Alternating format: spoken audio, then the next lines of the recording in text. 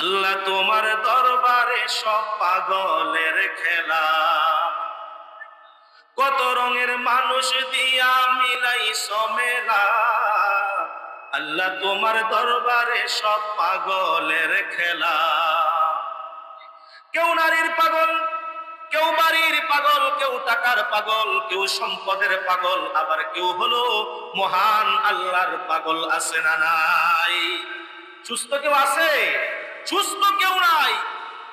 একজন সম্মানের পাগল, কোটি কোটি টাকা খরচ করে সম্মান কিনতে চায়। আছে না নাই?